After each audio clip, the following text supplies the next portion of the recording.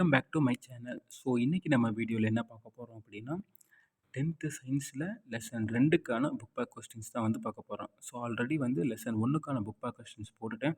So அதை பார்க்காதவங்க அதை பார்த்துருங்க. ஸோ டிஸ்கிரிப்ஷனில் வந்து லிங்க் கொடுத்துட்றேன், ஓகேவா? ஸோ இன்றைக்கி லெசன் 2 என்னென்னு பார்த்தோம்னா ஒளியியல். ஸோ அதோட புக் பேக் கொஸ்டின்ஸ் மட்டும் பார்க்கலாம்.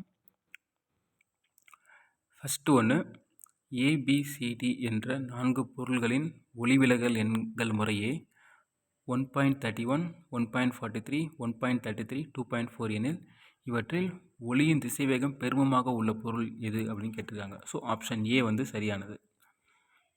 அடுத்து 2வது கொஸ்டின், பொருளின் அளவிற்கு சமமான தலையிலான மெய்பிம்பம் கிடைக்க பொருள் வைக்கப்பட வேண்டிய தொலைவு. ஸோ இதுக்கு வந்து option C 2f. 3rd question, மின் விளக்கு ஒன்று குவிலென்சு ஒன்றின் முதன்மை குவியத்தில் வைக்கப்பட்டுள்ளது. மின்விளக்கு ஒளியூட்டப்படும் போது குவிலென்ஸ் ஆனது, ஸோ இதுக்கு ஆன்சர் என்னன்னு பார்த்தோம்னா ஆப்ஷன் சி இணைக்கற்றைகளை உருவாக்கும். ஸோ 3rdக்கு வந்து ஆப்ஷன் சி வந்து சரியானது. அடுத்து 4வது கொஸ்டின், குவிலென்ஸின் உருப்பெருக்கமானது எப்போதும் டேஷ் மதிப்புடையது. ஸோ இதுக்கு வந்து ஆப்ஷன் சி நேர்குறி அல்லது எதிர்குறி ரெண்டுமே வரும். 5வது கொஸ்டின், ஒரு குவிலென்ஸ் ஆனது மிகச்சிறிய மெய்பிம்பத்தை முதன்மை குவியத்தில் உருவாக்கினால் பொருள் வைக்கப்படும் இடம். ஸோ இதுக்கு ஆன்சர் பார்த்தோம்னா ஆப்ஷன் பி ஈரிலா தொலைவு. 6வது கொஸ்டின், ஒரு லென்ஸ் திறன் -4D எனில் அதன் குவிய தொலைவு. ஸோ இதுக்கு ஆன்சர் ஆப்ஷன் சி -0.25 மீட்டர்.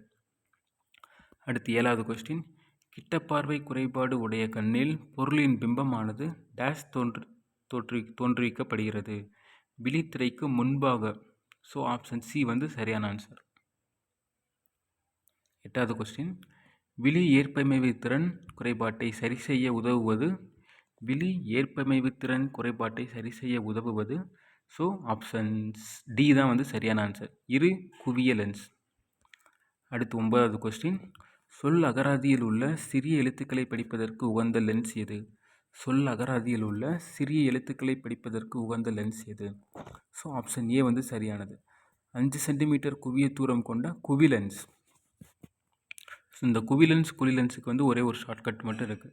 கிட்டத்தில் குழி தோண்டி தூரத்தில் குவிக்கணும். ஸோ கிட்ட பார்வையை சரி செய்வதற்கு வந்து குழிலென்ஸ், தூர பார்வையை சரி செய்கிறதுக்கு குவிலென்ஸ், ஓகேவா?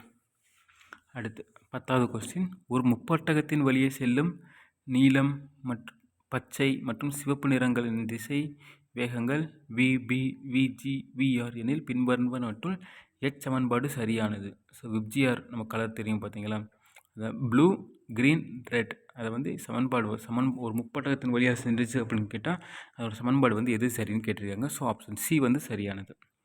அடுத்து கோடிட்ட இடங்களை நிரப்புக. ஸோ ஃபஸ்ட்டு கொஸ்டின், ஒளி செல்லும் பாதை டேஷ் என்று அழைக்கப்படுகிறது. ஒளிக்கதிர். செகண்ட் கொஸ்டின், ஒரு ஒளி புகும் ஊடகத்தின் ஒளிவிலகல் எண் எப்போதும் ஒன்றை விட டேஷ் அதிகம். 3rd கொஸ்டின், படுகின்ற ஒளிக்கற்றையின் ஆற்றலும் சிதறலடைந்த கற்றையின் ஆற்றலுக்கு சமமாக இருந்தால் அது மீச்சிதறல் எனப்படும். ஆக்சுவலாக இந்த கொஸ்டின் வந்து போன எஸ்ஐ எக்ஸாம்ஸில் வந்து கேட்டிருந்தாங்க இந்த லெசனில் இருந்து, ஓகேவா? ஸோ வீடியோ ஃபுல்லாக லெசனை வந்து லைன் பை லைனாக வந்து பார்த்துக்கோங்க எப்படின்னு. அடுத்து 4வது கொஸ்டின், ராலே சிதறல் விதிப்படி சிதறல் அளவானது படுகின்ற ஒளிக்கதிரின் டேஷின் நான்மடிக்கு எதிர்த்தகவில் இருக்கும். அலைநீளத்தின் நான்மடிக்கு எதிர்த்தகவில் இருக்கும். அடுத்து 5வது கொஸ்டின், டேஷ் கண்ணிற்குள் நுழையும் ஒளியின் அளவை கட்டுப்படுத்துகிறது. ஐரிஸ்.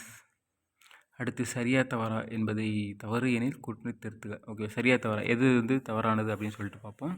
சரியானது எது தவறானது எது அப்படின்னு அதில் வந்து மென்ஷன் பண்ணியிருக்கேன், ஓகேவா?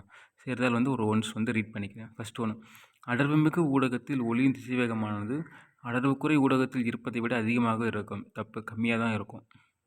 அடுத்து 2வது கொஸ்டின், லென்ஸின் திறனானது லென்ஸின் குவிய தொலைவை சார்ந்தது. சரியானது தான் இதுக்கும். ஸோ ஆப்ஷன் 2 செகண்டுக்கு வந்து சரி. 3rd ஒன்று, விழி லென்ஸின் குவிக்கும் திறன் அதிகரிப்பதால் தூரப்பார்வை ஏற்படுகிறது. தப்பு, அது குறைவதால் தான் வந்து தூரப்பார்வை வந்து ஏற்படுகிறது. ஸோ அதிகரிப்பதால் வந்து கிட்ட பார்வை தான் வந்து ஏற்படும்.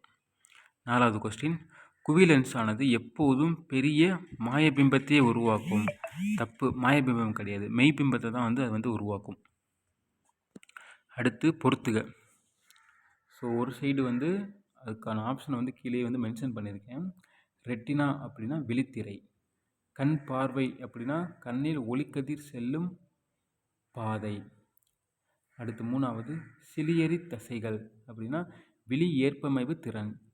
அடுத்து கிட்ட பார்வை, சேய்மை புள்ளி விழியை நோக்கி நகர்தல்.